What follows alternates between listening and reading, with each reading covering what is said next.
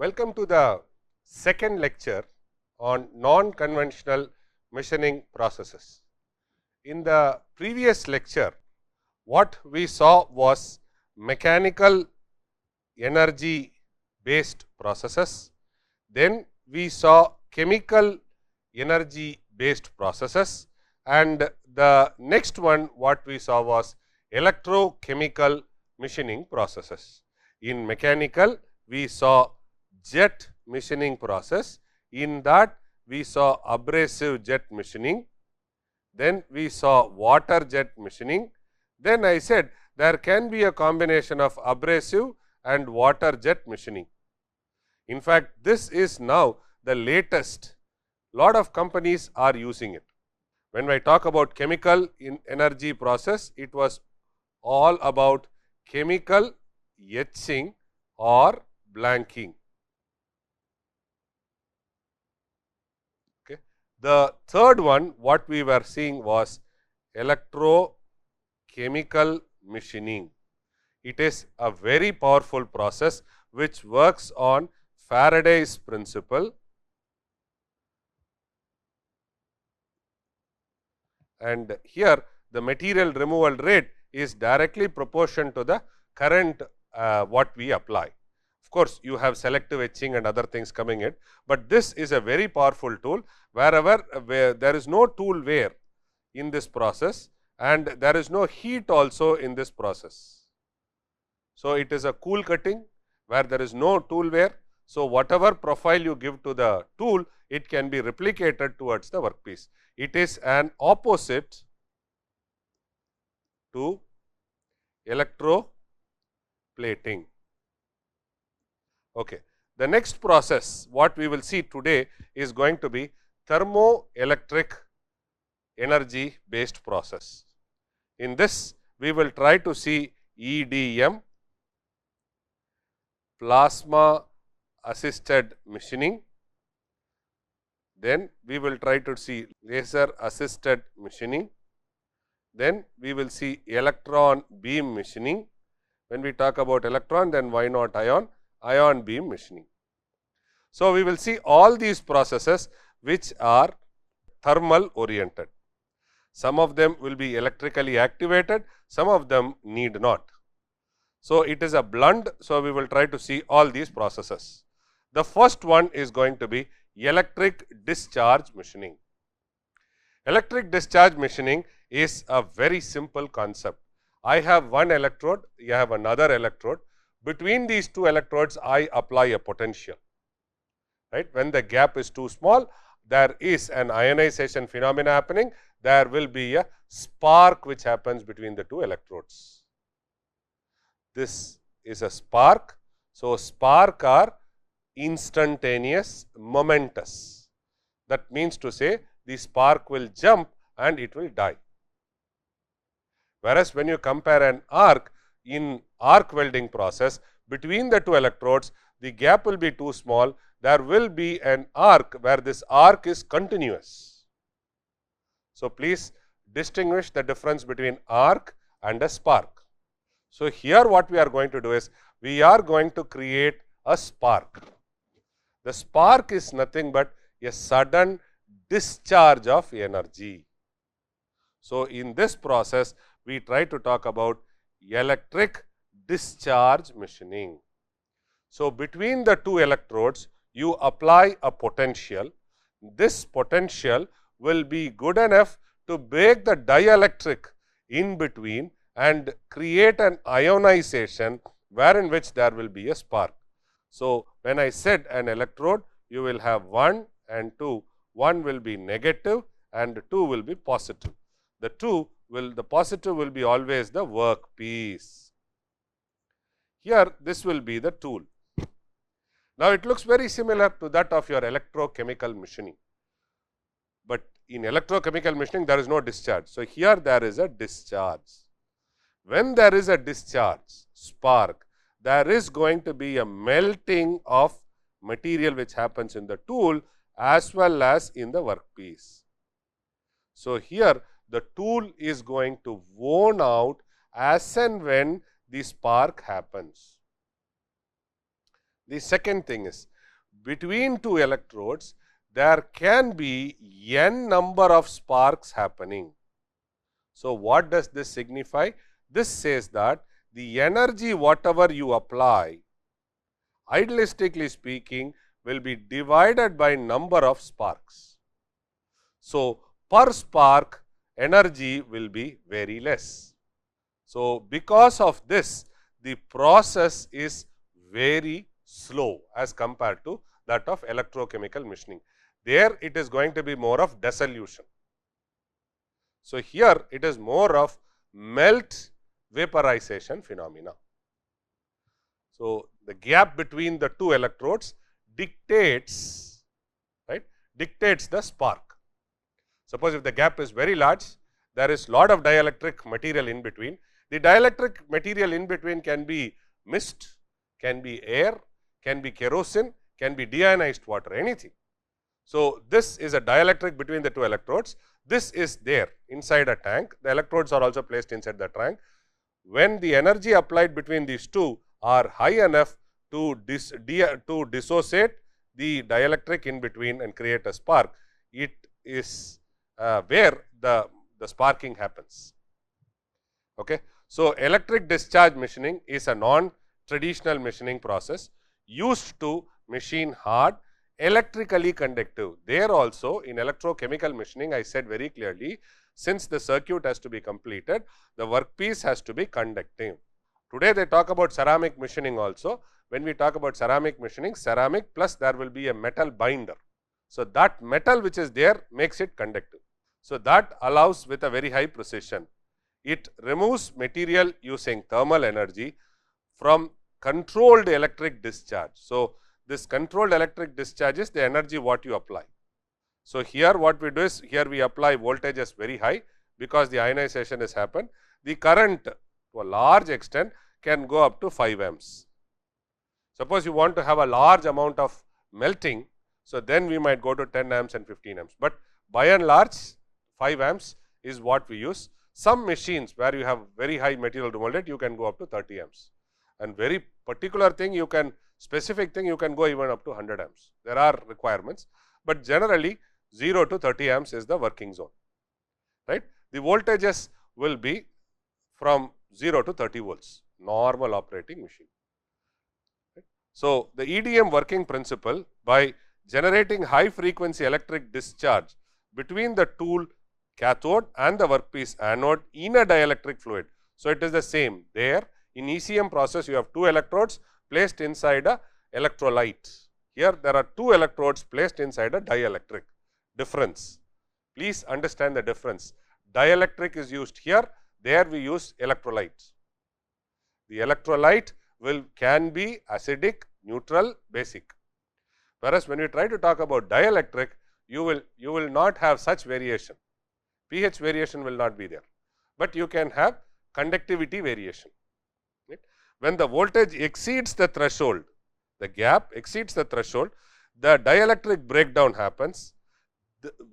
When I kept on telling dielectric breakdown, what does this dielectric breakdown means is, between the two electrodes you have a dielectric. Now, in this dielectric what happens, from the tool there will be lot of electrons which gets pushed in, moved towards the workpiece, which is positive, because electrons are attracted towards the positive. So, lot of electrons will be moving down, chunk of electrons will be moving down. When these chunk of electrons are moving down, during their journey they will have dielectric. This dielectric, what will happen, it will try to ionize. These electron will hit something, and that in turn will try to break. So, this is called as a process of ionization, right. And when it moves down, it tries to hit at the workpiece, all electrons hit at a workpiece. So, a large number of electrons with energy tries to hit at a bombard at a workpiece. So, now when it bombards, it is trying to increase the heat there. Moment the heat is there, the heat exceeds and it melts. So, this process is called as dielectric breakdown, and ionization is electrons moving down. Same way, the ions also can move up towards the electron. The ions also will move, because ions are positive charge, they will get attracted towards a negative charge, but the ions number are less, they are very heavy. So, for them to travel from the workpiece towards the tool is very less as compared to that of electron chunks coming and hitting.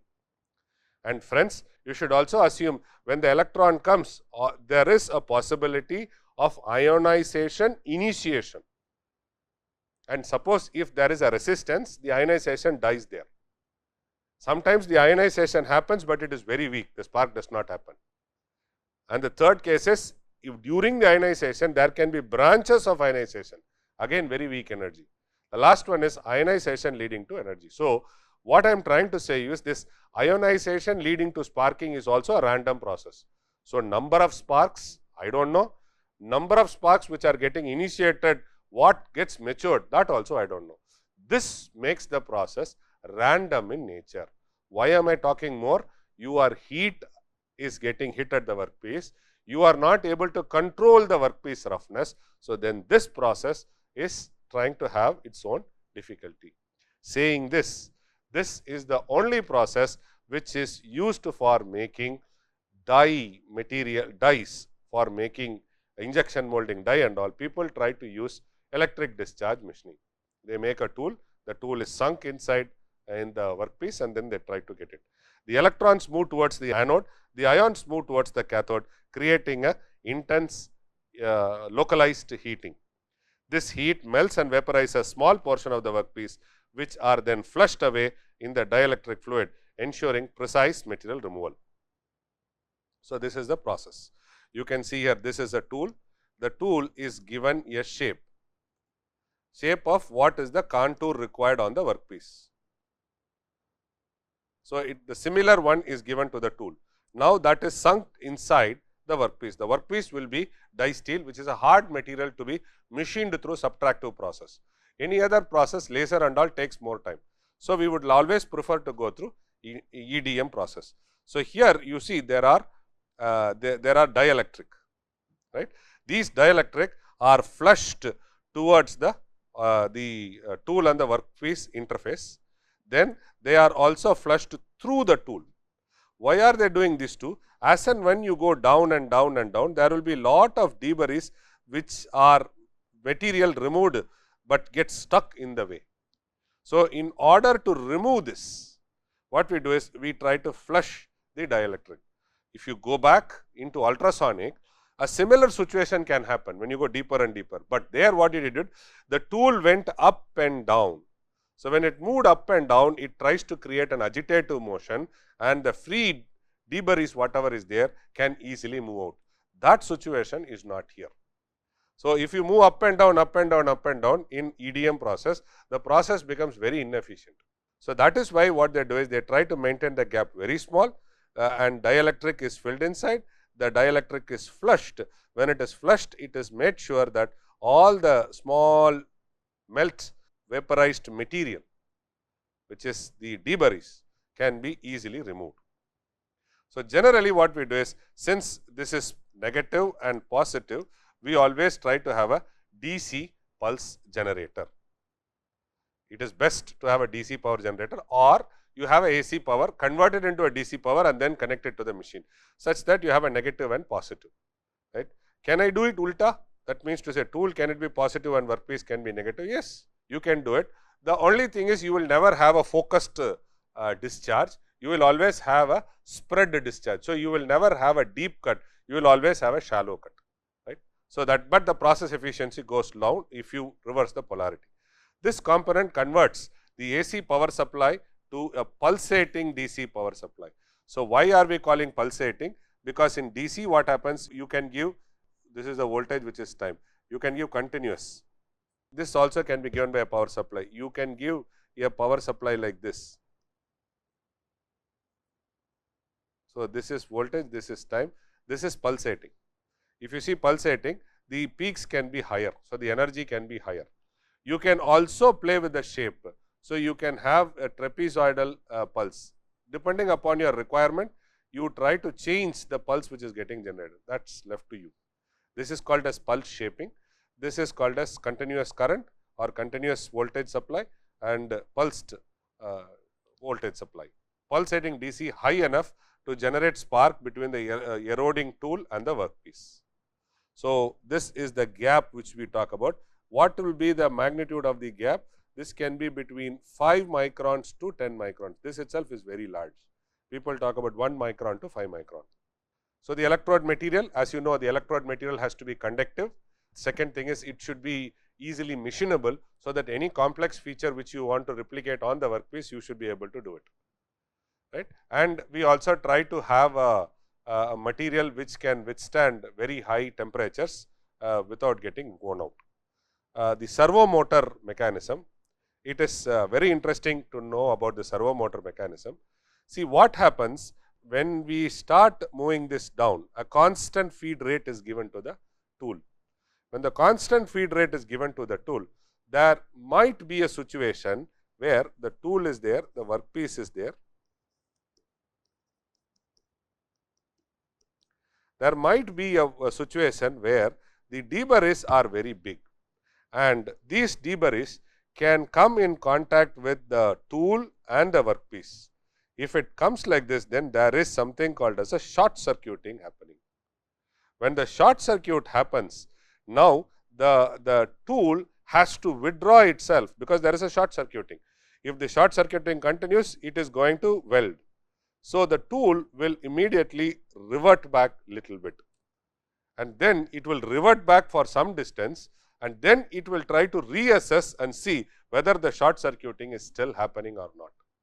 If there is no short circuiting, then the tool will start moving down. Now, if you see who does this movement, this movement is done by servo. The servo motor mechanism does the controlling of the tool, the feed to the tool and the workpiece. The mechanism controls the feed and the movement of the tool in the EDM machine. The arc gap previously mentioned above is critically controlled by a programmed servo motor. So, what we do is we try to fix a voltage. Whenever the tool and the electrode goes less than the voltage, immediately it is pulled up. So, the voltage, we use a voltage to control the gap between these two. Spark generator, this component supplies the right amount of voltage need to create a spark generator during the discharge machining. There can be 100,000 sparks per second, making it possible to create a significant subtraction of the material. So, the material removal per spark will be very less, but you will have hundreds of these sparks which are getting created between the electrode. So, this will try to remove more material. So, this is spark generation.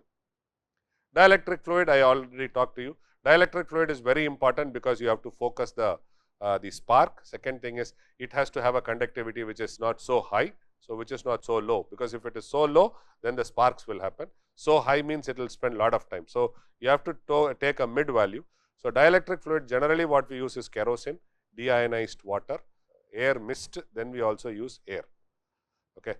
This excess pressure slowly cuts, while low pressure may cause short circuiting, right. So, and the viscosity is also very important because it has to flow through it. Then we talk about the workpiece, it has to be conducting workpiece. So, till now we have been talking about a tool wherein which you can try to give a shape to it. That shape, when you sink it into the workpiece, you are going to get. For example, you can think this is a gear which is being machined. So, I can try to make the complete negative of this gear and attach it to the tool, possible. And then I do sinking. So, I make the tool, I sink. It is called as die sinking. The other way around is I try to convert the tool into a wire. Why? Because there is a lot of tool wear and the depth is too large, and I do not want it to have a control in Z. I want to have a through to through cut. Then the best suggestion will be try to choose a wire as a tool. The wire becomes negative, the workpiece becomes positive. Now, the wire will move around creating a profile. Assume that you have a wire, then your hot wire, you have thermocol. Now, a hot wire can just move inside a thermocol to cut a profile. For example, when you see happy birthday, there will be a profile which is cut. How do they cut? They just keep the thermocol, use a hot wire or a knife, and then they just move around creating the character whatever it is. In the same way, you can also do wire EDM. So, in wire EDM, the tool becomes a wire. The wire EDM cutting uses a thin copper. There can be copper wire, brass wire, or there can be alloyed wire, or there can be a stranded wire, whatever it is. So, a thin copper wire, a brass wire guided by a guided. So, here is a guide they say. Why do they want to use a guide? Because this will vibrate. Why is it vibrating? Because every spark can create a little bit of shock. So, there can be a vibration. So, if the vibration is more, so then it will get sagged. So, they wanted to avoid and maintain a tension. So, they always use a guide. So, that is what they say, diamond guides to precisely cut 2D shapes or 3D workpieces on a CNC controlled machine. So, the commonly used machining material are extrusion die, punch, plate and high accuracies can be done. So, this is sinker EDM. So, what we first saw was wire EDM. This is a sinker EDM. So, sinker EDM, the profile what you have to superimpose on the workpiece is given to the tool, and the tool is sunk inside the workpiece. So, that is why it is called as sinker EDM, dielectric fluid. The spark occurs at the closest point. And interestingly, I forgot to explain one more concept. If you have you will never have a flat surface. So, this is tool, this is workpiece. You will always have small asperities on the surface. And it is also interesting to know the ionization will be maximum between the two, with a minimum gap between the two surfaces. That means to say, between the tool and the workpiece, wherever there is a minimum gap, there the ionization is fast and the spark also happens fast. So, that is what they say, spark occurs at the closest point between the electrode and the workpiece. You get the spark. Very small surface irregularities on the electrode, these are small electrodes, and these are very small irregularities on the surface, and this is the workpiece. So, between these two, wherever there is a minimum distance, the spark happens here. So, here they also called as RAM EDM. In this type of EDM process, we use graphite or copper electrode to create a cavity in the workpiece. So, where is it used? It is exhaustively used for casting, injection molding, where complex cavity surfaces are to be made. You can also have hole drilling EDM, like the normal drilling where we had a flute. You remember there was a drill which we studied in the subtractive process, right? So, you had a drill. So, like that, here also, which is used to generate a hole. So, here the drill can be made through a drill bit. Okay, this is called as a drill bit or an electrode, tool electrode. This tool electrode will be something like a hollow pipe.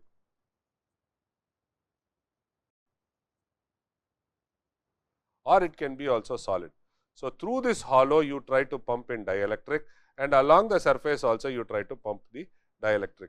So, through this I am able to drill holes on the workpiece, and if I want, I can also rotate the tool such that it can create a proper hole. So, if you do not rotate, the wear is in one angle. So, that will be superimposed, or that will be replicated in the workpiece. So, I try to rotate and I try to sink. So, this type of EDM process, the tool electrode is used to cut extremely thin deep holes that may not be possible by conventional. So, what we are talking about, the drill diameter is 0.1 millimeter, 100 microns to 300 microns. If I wanted to drill a hole, this is possible in hole drilling process. It is almost the same. The tool is rotated, the tool is sinked inside. The hole for this process is designed such a way such that the dielectric liquid is fed directly through the hole. Hence, a hollow electrode is used. The whole EDM machine is used for machining thin relief holes on various turbine blades, dies and molds. So, the advantage of EDM process, machining complex profiles can be done. You can control the energy, so it can be very high precision.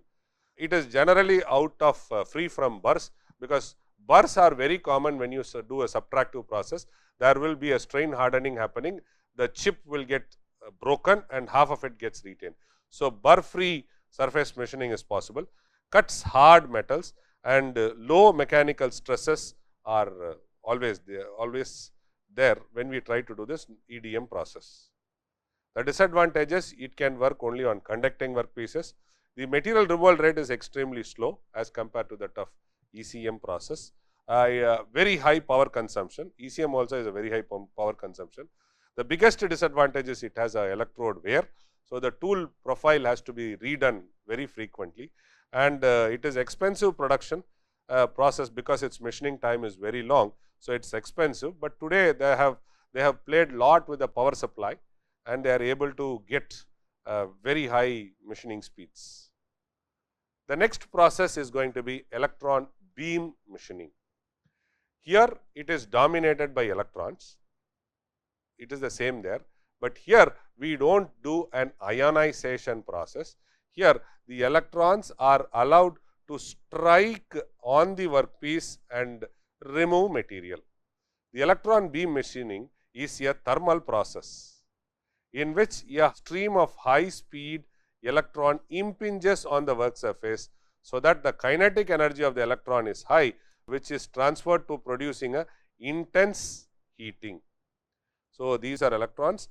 These electrons, a bunch of electrons, they come from a thermionic emission source, or it can be a tungsten electrode, wherein which you can have multiple electromagnetic filters. It extracts only electrons and allow the electrons to pass through.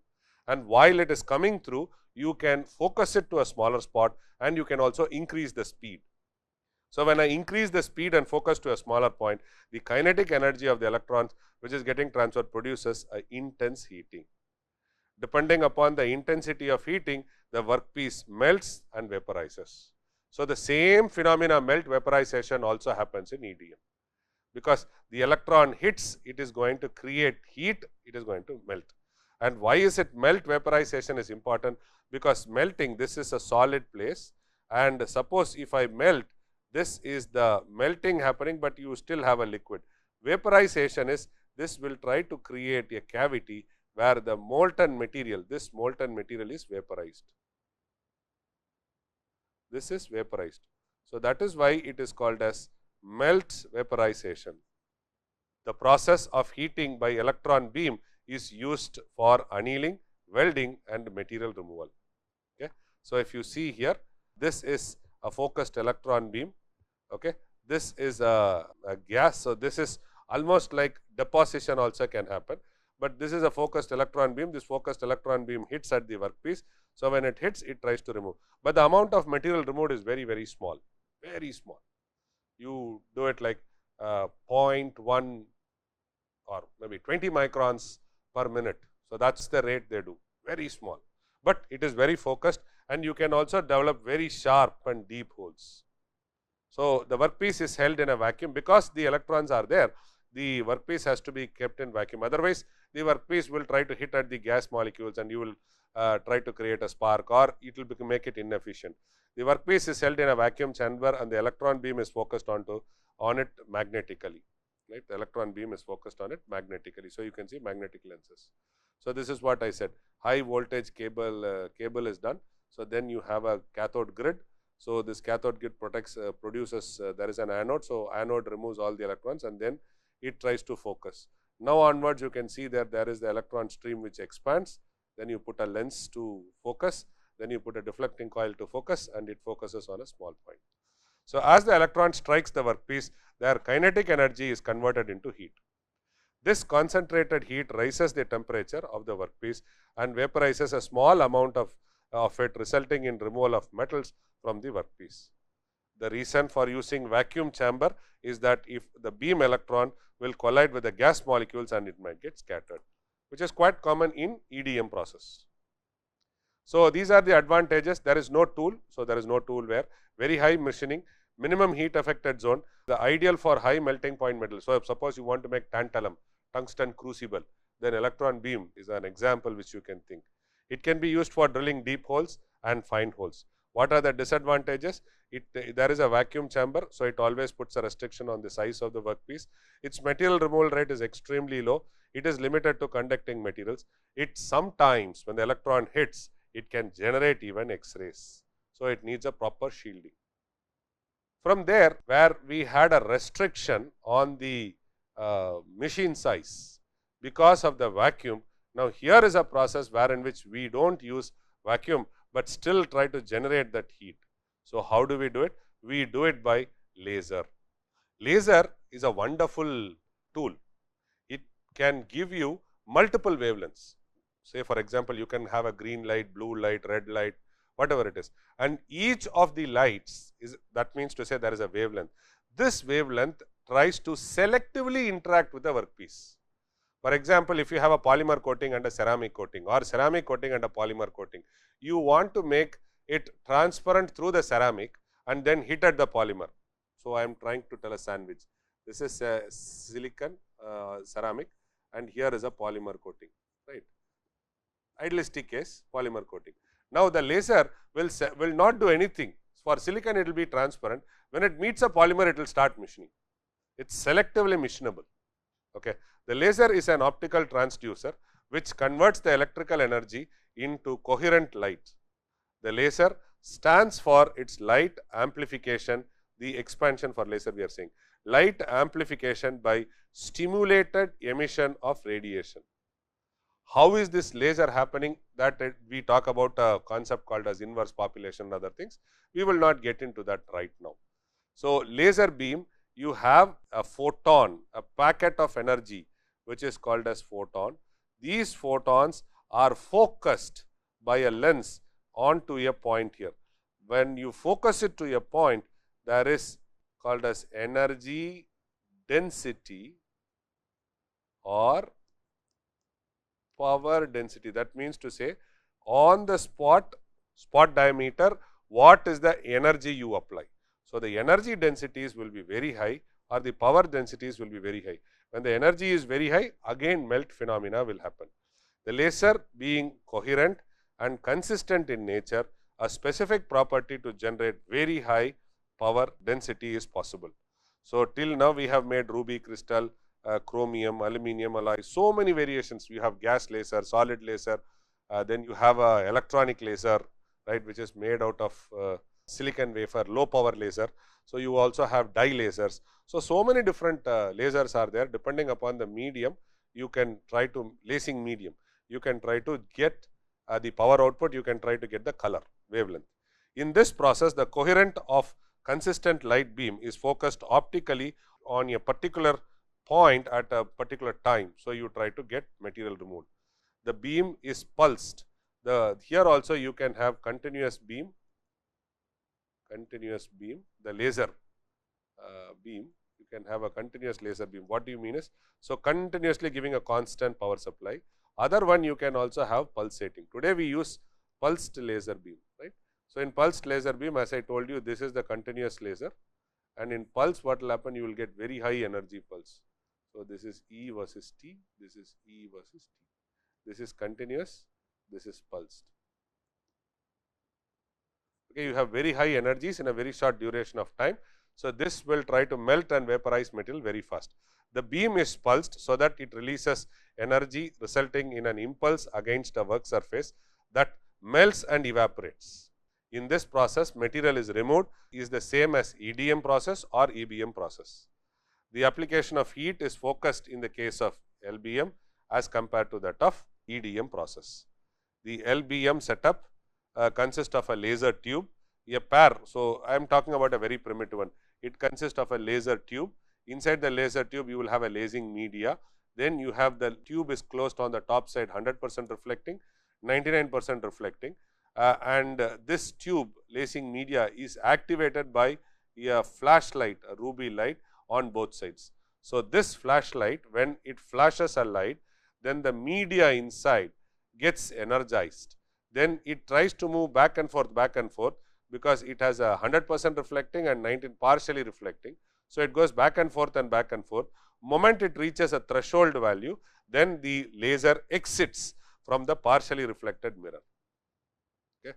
So, that is how the laser is done. Today, you have semiconductor laser. So, the phenomena are different. Okay. So, what we talk about is the same, the laser tube. It has a pair of reflectors, one on each side of the tube, a flash tube or a lamp, an amplification source, a power supply unit and a cooling system. This whole system is fitted inside an enclosure, and you can get very good quality machining processes. So, here the advantages, the interesting part of laser is I can keep laser at the corner of the room and keep the workpiece at the other extreme corner. And this corner to corner can be 10 meters, 50 meters, 100 meters, few thousand kilometers possible. Laser can travel. That is the advantage of laser. So, you keep the workpiece anywhere, try to hit it, focus it, hit it, it is possible. So, the energy travels. So, it does not depend on the media, right, and it can machine materials of any kind, conducting, non-conducting, anything. So, that is very difficult to machine in conventional. There is no tool wear because the laser is there. The focused heat application minimizes the thermal damage. It is suitable for metal, non-metal, anything, metal, non-metal. It can do a laser milling, it can do laser drilling, it can do laser etching, it can do. Etching means very small depth of cut. Everything is possible by laser. Laser is a very versatile tool. But what is the disadvantages? It is costly. The material removal rate is low as compared to that of a subtractive process. It is not suitable for highly reflecting surface. For example, if you here we do not talk about thermal conductivity of the material, we talk about reflectivity property of the material. If a material is completely polished, the laser hits and gets reflected, it does not machine. So, that is the problem, we have to be there, and laser, it really needs a skilled operator, because depending upon the workpiece you have to optimize the parameters, focus, defocus and do many things. And it is also interesting, you also can have a fluid, a coolant to flush. Let me give you a very practical example. If you have a diamond or if you have any precious stone, and if you want to engrave that stone with your name, Ram, Sham, Rishi, right, you want to John, you want to do it. So, now you can engrave it through a laser, but you should understand, if the heat is getting focused and it is there for a longer time, it can shatter the stone. Now, what you have to do? You have to extract the heat instantaneously. So, what they do is, they try to keep a stone, precious stone, they try to use a laser to engrave, and parallelly they also use liquid nitrogen to extract the heat very fast. If they do it very slowly, the stone gets shattered. So, you need a skilled operator to understand and then do it. That is what is they have written it here. The next process is plasma arc machining process, PAM. So, here plasma. So, first we saw electron, we saw laser, right. Now, we are seeing plasma. What is plasma? Plasma is the fourth state of material. When a gas are heated to a temperature above 5500 degrees Celsius, they are ionized and exit in the form of a mixture of free electrons, positively charged ions and neutral atoms. This mixture is called as plasma, 5500 degrees Celsius. So, free electrons, high energy is there, positively charged ions, that fellow is also heavy and then there, and you have neutral electrons. When all these fellows are mixed together and when they are focused on a point, they try to remove material. The temperature of the center part of the plasma can go as high as 11,000 degrees Celsius to 28,000 degrees Celsius. The gas is completely ionized. The plasma arc machining. So, it is a plasma, and interestingly, you do not have to have hot plasma around. In the sun, you have a hot plasma. If you go down and when you buy toys, you can see inside a glass there might be two electrodes which creates a lightning. That also is a plasma, right. So, plasma can be cold plasma, plasma can be hot plasma. So, the plasma what we are discussing here is only hot plasma. Plasma will have electron, we talk about, na? It talks about electron density, the amount of electrons present in one unit area. They talk about 10 to the power 23, 10 to the power 25, something like that, right. Electron densities. The electron density dictates whether it is a hot plasma or a closed plasma. In a cold plasma, you can wash your hands. You can wash your hands. All the germs will die. You can wash your hands, right. Cold plasma is used for sterilization. So, do not think only hot. You also have a cold extreme end, right. But the plasma is the same, right. The plasma arc machine or the plasma arc cutting machine, where a high velocity jet. So, what is that? How do you generate a jet? So, you have plasma. So, this plasma is created in a jet of air. Air jet is used. So, the jet comes with very high velocity. The plasma is there. So, jet high velocity. So, that creates a high velocity plasma cutting. Temperature ionize is directed onto the workpiece surface by means of a torch. So, torch, what will happen? Through a torch you apply a jet of air. The jet melts the metal and displaces the molten metal from the path. The heating of the workpiece material is not due to any chemical reaction, but on the account of continuous attack of electrons, which transfers the heat energy of the high temperature ionized gas to the workpiece. So, this process therefore be safely used for machining, which includes those can also be subjected to some chemical reaction, which is possible by plasma.